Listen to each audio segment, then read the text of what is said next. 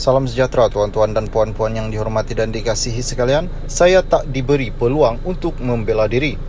Ketua UMNO bahagian Tebrau, Datuk Maulizan Bujang menjelaskan tidak dipanggil lembaga disiplin parti atau diberi peluang membela diri susulan penggantungan 6 tahun yang diputuskan terhadapnya.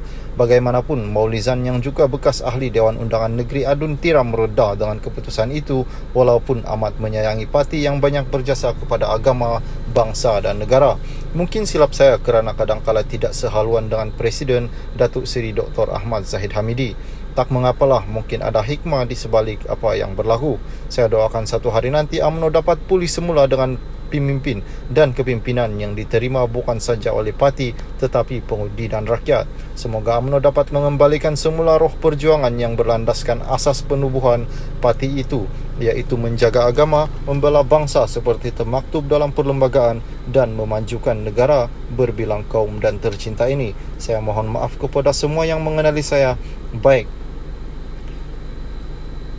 Saya mohon maaf kepada semua yang mengenali saya baik dalam parti ataupun di luar sekiranya sepanjang khidmat saya sebagai pemimpin kerdil ini ada kesalahan dan kesilapan jika disengajakan maupun kekurangan dari diri saya, katanya. Parti Komponen Perikatan Nasional hari ini mempelawa bekas Ketua Pemuda UMNO Khairi Jamaluddin menyertai parti berkenaan susulan pemecatannya daripada UMNO. Pemangku Ketua Pemudanya Wong Chia Zen berkata yakin gerakan adalah platform yang sesuai untuk timbalan Ketua UMNO bahagian Rembau ketika ini.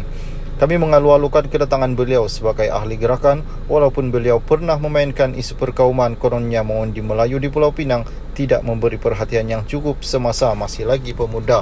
Kami sanggup memaafkannya. Kita semua manusia mesti pernah buat salah.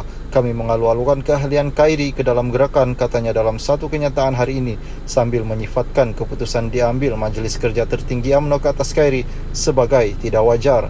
Chia Zen berkata Khairi ahli politik yang berkaliber dan berjaya memberi tekanan kepada lawannya ketika bertanding mewakili UMNO dan Barisan Nasional di kerusi Parlimen Sungai Buloh pada PRU 15 yang lalu.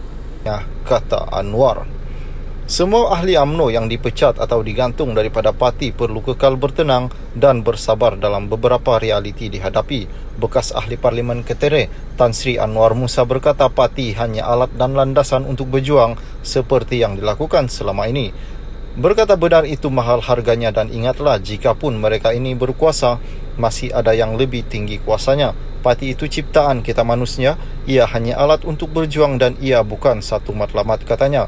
Beliau berkata rakyat sudah memberi isyarat namun UMNO kekal berada dalam penafian.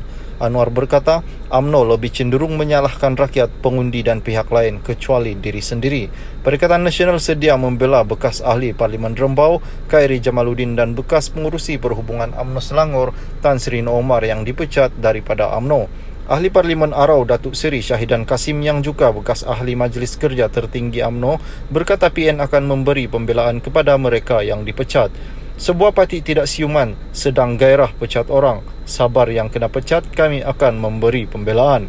Parti berkenaan ditolak di Perlis, Kedah, Kelantan, Terengganu, Selangor dan Melaka. Menunggu hari pilihan raya negeri PRN, katanya menerusi muat naik di Facebook. Syahidan antara pemimpin terawal digugurkan keahlian selepas mencalonkan diri sebagai bertanding mewakili parti lawan untuk pilihan raya umum ke-15 lalu. Sementara itu, Timbalan Presiden Bersatu Datuk Seri Ahmad Faizal Azumu menerusi ciapan di Twitter